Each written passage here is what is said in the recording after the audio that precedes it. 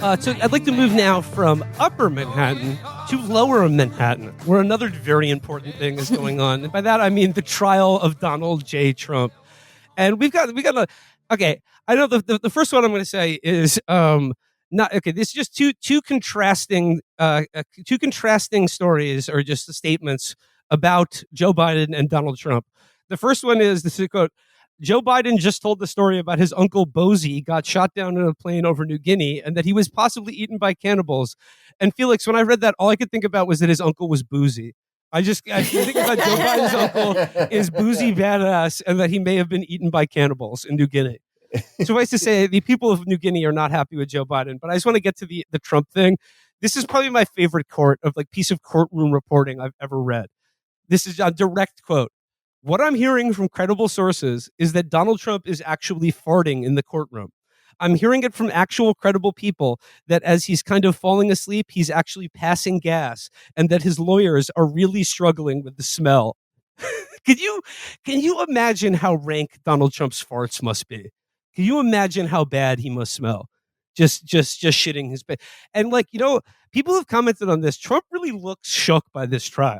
Like he is not enjoying himself. He is really not having a good time. And I saw an absolutely great post by a Trump defender extraordinaire, Alan Dershowitz, today, where he posted, he said, "You don't understand what the government is doing here. Trump doesn't want to be in the courtroom and they're making him be there. They're making him stay in the courtroom for his felony trial. They're literally imprisoning him. They're taking away his freedom to demand that he be a defendant in a criminal trial." He's a prison abolitionist now. Yeah. Not a prison abolitionist. He's a court abolitionist as well. Forget the prison. Get rid of even the trial, and that's too oppressive for him. And then another detail here: Trump, and I find this highly relatable. Trump is using his phone in the courtroom, openly flouting the rules of the courtroom. Blanche just told him to stop, and Trump tucked his phone in his pocket while looking annoyed. Okay, I'm now a courtroom abolitionist because trials are boring as fuck. You're just supposed to sit there. There's nothing for you to say. Yeah, let him be on his phone. Also, what's he contributing if he's not on the stand? Like, he's not paying attention to any of it anyway. His lawyer's going to give him the Cliff's Notes of it, maybe. But does he really need any of it? I doubt it. But yeah, I relate to this of both the farting, smelling like shit, shitting your pants in public, and really wanting to look at your phone when something boring is happening, like your trial, like a trial that you may be involved in. Well, I think the farts are. Did you know that when you lose weight, that's how most of the weight leaves your body? As gas, kind of. Yeah. Yeah, that's not true. Yeah. No, it is. No. How do you think it works? Do you think you just take 3 big shits and then you're done?